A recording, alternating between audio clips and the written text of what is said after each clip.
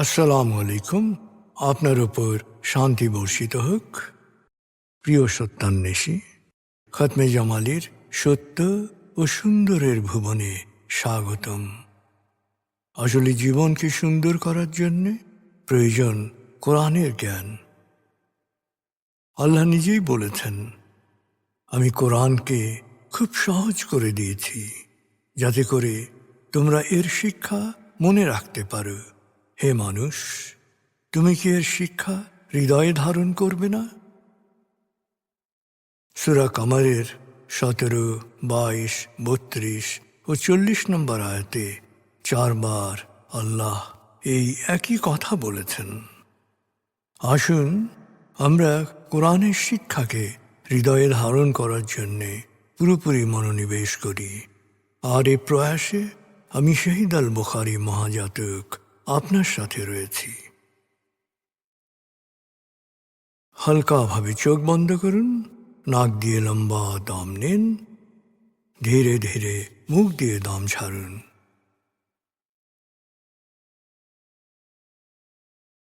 দম নেবেন পেটে, ছাড়বেন মুখ দিয়ে। দম নেওয়ার চেয়ে দম ছাড়তে সময় একটু বেশি নিন। এভাবে কয়েকবার দম নিন ও দম ছাড়ুন।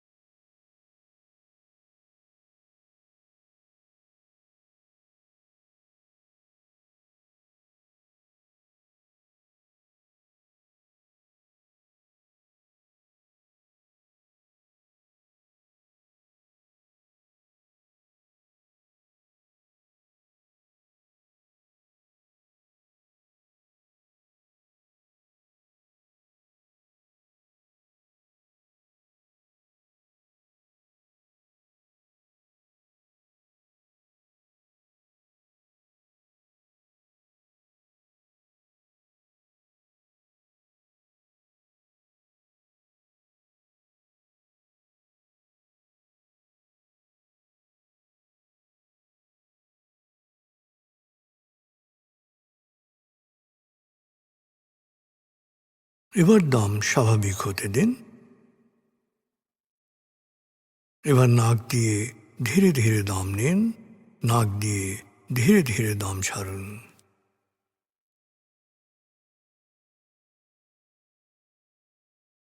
এভাবে কয়েকবার দম নিন, দম ছাড়ুন।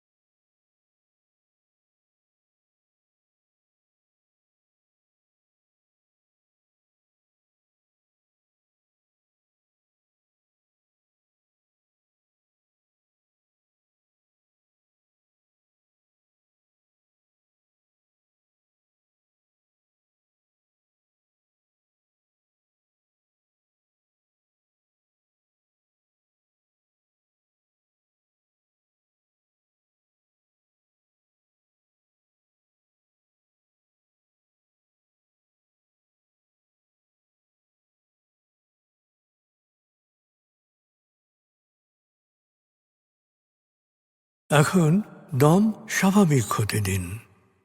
আপনি শুধু দম খেয়াল করুন।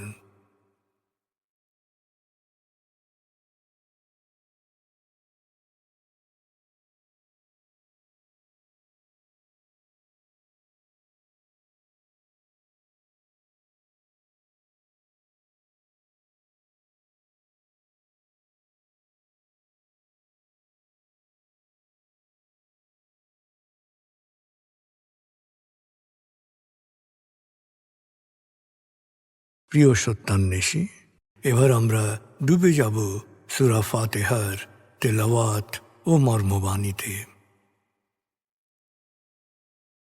1, সূরা ফাতিহা। أعوذ بالله من الشيطان الرجيم. بسم الله الرحمن الرحيم. الحمد لله رب العالمين. الرحمن الرحيم مالك يوم الدين إياك نعبد وإياك نستعين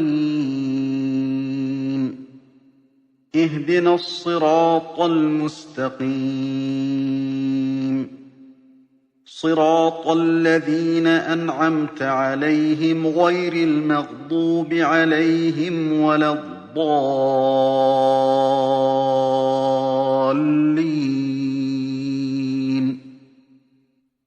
দয়াময় মেহেরবান আল্লাহর নামে। সকল প্রশংসা মহাবিশ্বের প্রতিপালক হে আল্লাহ তোমারই জন্যে। তুমি দয়াময় মেহেরবান কর্মফল দিবসের মালিক। আমরা শুধু তোমারই ইবাদত করি, শুধু তোমারই সাহায্য চাই। প্রভু হে, সাফল্যের সরল পথে তোমার প্রিয়জনদের পথে আমাদের পরিচালিত করো। প্রভু হে, বিভ্রান্ত অভিশপ্তদের অন্ধকার পথ থেকে তুমি আমাদের রক্ষা করো।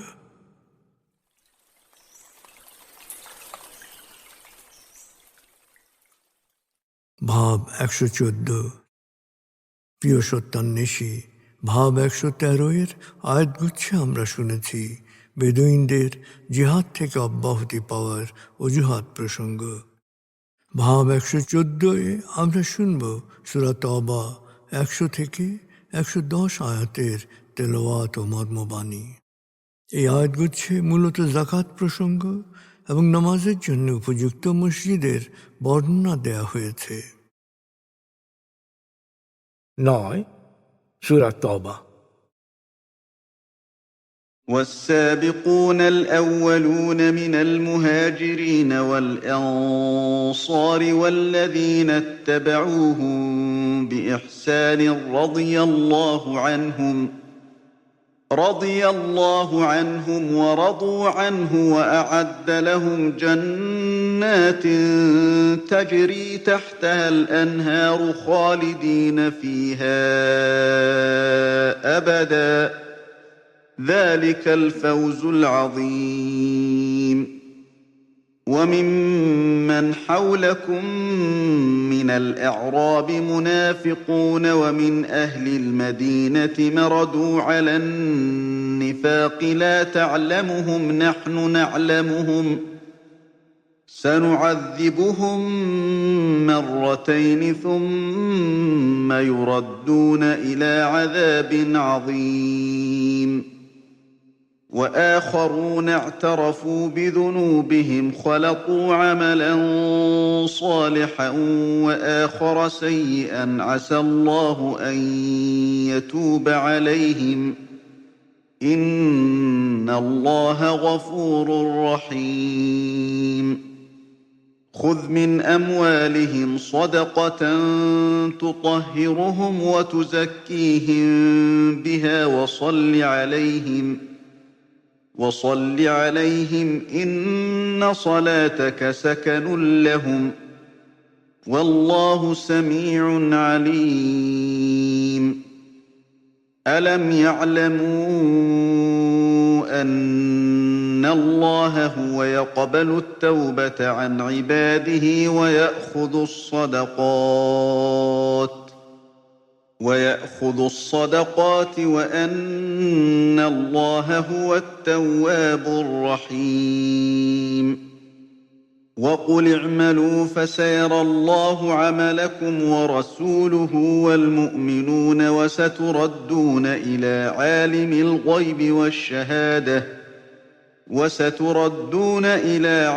الغيب والشهادة فينبئكم بما كنتم تعملون وآخرون مرجون لأمر الله إما يعذبهم وإما يتوب عليهم والله عليم حكيم والذين اتخذوا مسجدا ضرارا وكفرا وتفريقا بين المؤمنين وإرصادا لمن حارب الله ورسوله من قبل وليحلفن إن أردنا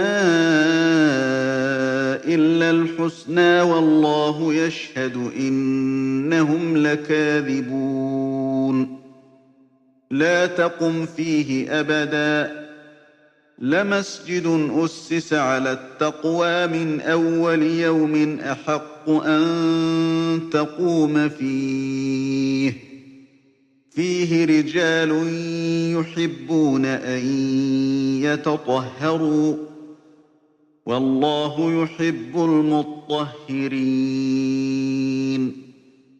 أفمن أسس بنيانه على تقوى من الله ورضوان خير أم من أسس بنيانه على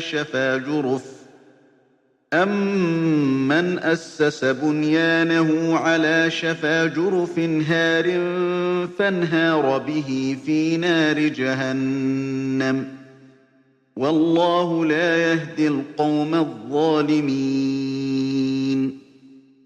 لا يزال بنيانهم الذي بنوا ريبة في قلوبهم إلا أن تقطع قلوبهم والله عليم حكيم বিশ্বাস ও ত্যাগে অগ্রগামী মক্কার মুহাজির ও মদিনার আনসার এবং যারা নিষ্ঠার সাথে তাদের অনুসরণ করেছে, আল্লাহ তাদের উপর সন্তুষ্ট এবং তারাও আল্লাহর পুরস্কারে হবে তৃপ্ত। আল্লাহ তাদের জন্যে সুসজ্জিত করে রেখেছেন জান্নাত, যার পাদদেশে থাকবে প্রবহমান ঝর্ণাধারা। সেখানে তারা থাকবে চিরকাল, আর এটাই মহা সাফল্য।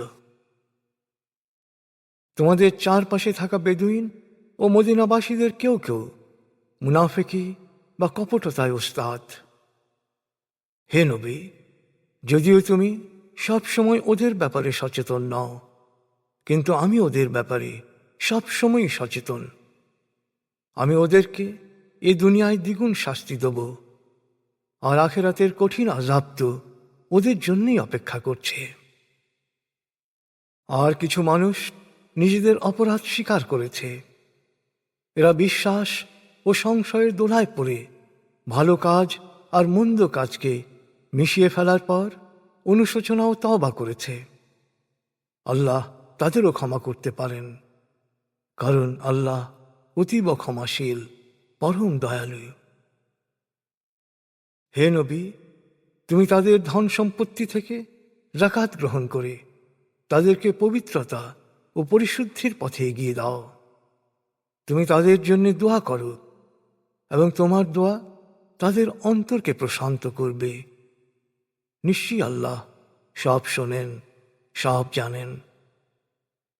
ওরা কি জানে না যে একমাত্র আল্লাহই তার বান্দাদের তওবা কবুল করতে পারেন? নিশ্চয়ই তিনি যাকাতের সত্যিকার গ্রহীতা এবং বান্দার তওবা কবুলকারী ও তার উপর করুণা বর্ষণকারী। হে নবী, ওদের বলো, তোমরা কাজ করে যাও, আল্লাহ অবশ্যই তোমাদের কার্যকলাপ পর্যবেক্ষণ করবেন, আর তার রসূল ও বিশ্বাসীরাও তোমাদের কাজ দেখবে। এরপর প্রকাশ্য গোপন সব কিছু যিনি জানেন, তার কাছেই তোমাদের ফিরে যেতে হবে। তিনি তখন তোমাদের সকল কার্যকলাপকে দৃশ্যমান করবেন। এছাড়াও কিছু মানুষের ব্যাপারে আল্লাহর সিদ্ধান্ত স্থগিত থাকছে। আল্লাহ এদের ক্ষমাও করতে পারেন বা শাস্তিও দিতে পারেন। নিশ্চয়ই আল্লাহ সর্বজ্ঞ, প্রজ্ঞাময়। সত্য প্রত্যাখ্যান, বিশৃঙ্খলা ও বিশ্বাসীদের মধ্যে বিভেদ সৃষ্টির উদ্দেশ্যে মুনাফিকদের একটি অংশ একটি পৃথক মসজিদ নির্মাণ করেছে। ইতপূর্বে যারা আল্লাহ ও তার রসূলের বিরুদ্ধে যুদ্ধ করেছিল, তারা তাদের গোপন ঘাঁটি হিসেবেও এ মসজিদকে ব্যবহার করতে চায়। হে বিশ্বাসীগণ, তোমরা ওদের কাছে গেলে ওরা শপথ করে বলবে, আমরা নেক নিয়তে এ মসজিদ নির্মাণ করেছি। আর এখন আল্লাহ নিজে সাক্ষ্য দিচ্ছেন যে ওরা মিথ্যাবাদী। অতএব হে নবী, তুমি কখনো নামাজের জন্যে সেখানে দাঁড়াবে না। আল্লাহ সচেতনতার ভিত্তিতে যে মসজিদ প্রতিষ্ঠিত হয়েছে নামাজের জন্যে সেটাই উপযুক্ত। তুমি শুধু সেখানেই নামাজের জন্য দাঁড়াবে। সেখানেই তুমি পরিশুদ্ধি প্রয়াসী মানুষদের পাবে। আর আল্লাহ পরিশুদ্ধি প্রয়াসী মানুষকে ভালোবাসেন। তোমরাই বলো, কোন ঘরটি উত্তম? আল্লাহ সচেতনতার ভিত্তিতে আল্লাহর সন্তুষ্টি লাভের জন্যে নির্মিত ঘর, না ক্রমাগত ভাঙনের শিকার খাদের পাশে নির্মিত ঘর, যা যে কোনো মুহূর্তে অধিবাসী সমেত জাহান্নামের আগুনে গিয়ে পড়বে? আসলে আল্লাহ সীমালঙ্ঘনকারীদের সত্য পথ প্রদর্শন করেন না। এই ঘরের নির্মাতাদের ব্যাপারে নির্মম সত্য হচ্ছে, এ ঘরে আমৃত্যু অসহনীয় অন্তর্জ্বালারূপে ওদের দহন করবে। নিশ্চয়ই আল্লাহ সর্বজ্ঞ প্রজ্ঞাময়।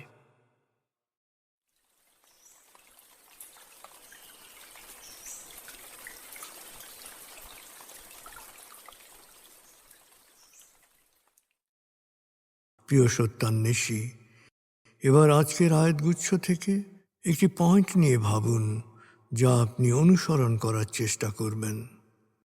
ভাবনাটা হতে পারে, আপনি কি আপনার ধন সম্পদের পবিত্রতা ও পরিশুদ্ধির লক্ষ্যে হিসেব করে নিয়মিত যাকাত আদায় করেন? 2, আপনি কি নিজেকে পরিশুদ্ধ করার জন্যে চেষ্টা করছেন?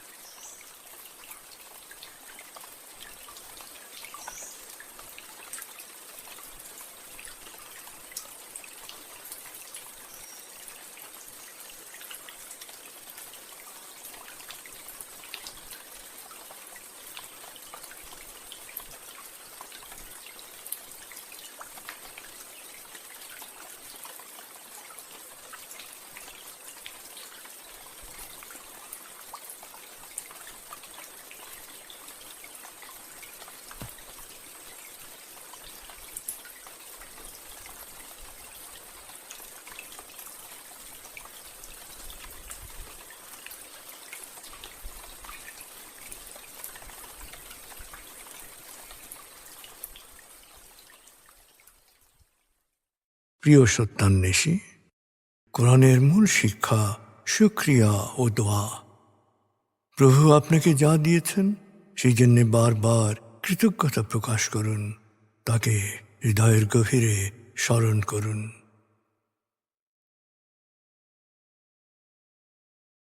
আল্লাহ আল্লাহ আল্লাহ আল্লাহ আল্লাহ আল্লাহ আল্লাহ আল্লাহ আল্লাহ আল্লাহ আল্লাহ।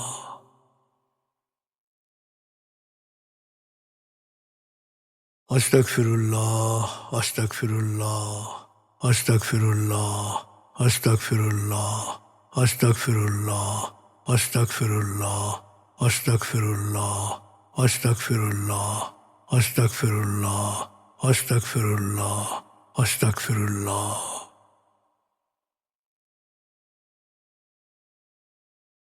আসুন প্রার্থনায় ডুবে যাই। হে আমাদের প্রতিপালক, আমাদের ইহকাল ও পরকালের কল্যাণ দান করো। আগুনের শাস্তি থেকে তুমি আমাদের রক্ষা করো। হে আল্লাহ, পানাহ দাও ভয় ভীতি আতঙ্ক থেকে, অশান্তির আগুন থেকে, অস্থিরতা হতাশা পেরেশানি থেকে, দুঃখ কষ্ট থেকে, ঋণ ও কুফরি থেকে, অভাব আসক্তি ও নেতিবাচকতা থেকে।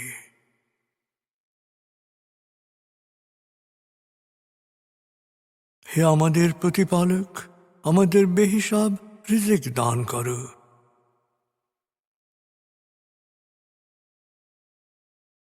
হে নিরাময়কারী, আমাকে পরিপূর্ণ নিরাময় ও সুস্বাস্থ্য দান করো। প্রভু হে, আমার মা বাবা অভিভাবক শৈশবে যে মমতায় আমায় লালন করেছেন, তুমিও তাদের উপর সেরূপ করুণা বর্ষণ করো। হে আমাদের প্রতিপালক, আমার পরিবারকে প্রাজ্ঞ সুখী ও সমৃদ্ধশালী পরিবারে রূপান্তরিত করো।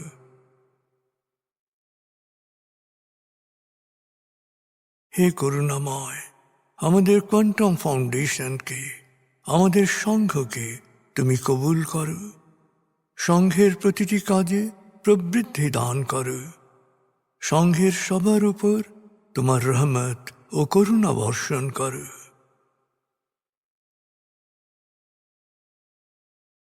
প্রভু হে, আমাদের দেশকে তুমি ভালো মানুষের স্বর্গভূমিতে রূপান্তরিত করো। হে করুণাময়, পৃথিবীর সকল শোষিত বঞ্চিত মানুষকে জালেমের জুলুম থেকে, শোষকের শোষণ থেকে মুক্তি দাও।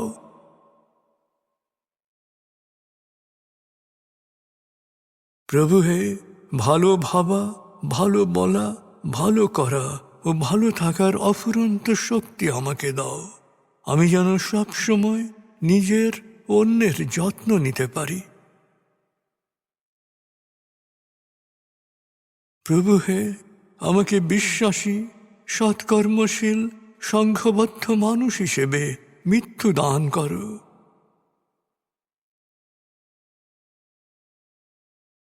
অনুভব করুন, আল্লাহ আপনার অন্তরেই আপনার কথা শুনছেন।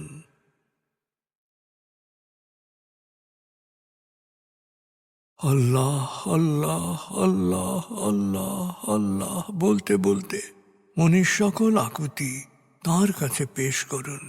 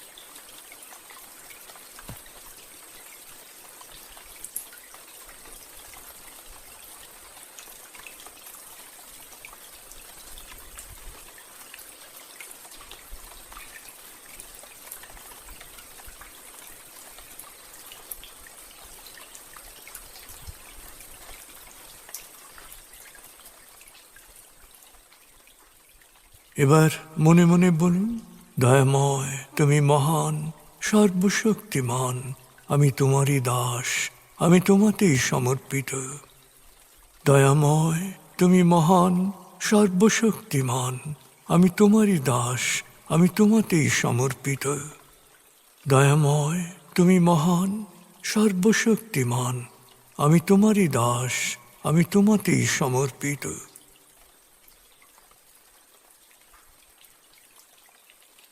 অনুভব করুন আল্লাহ আপনার প্রার্থনা কবুল করেছেন।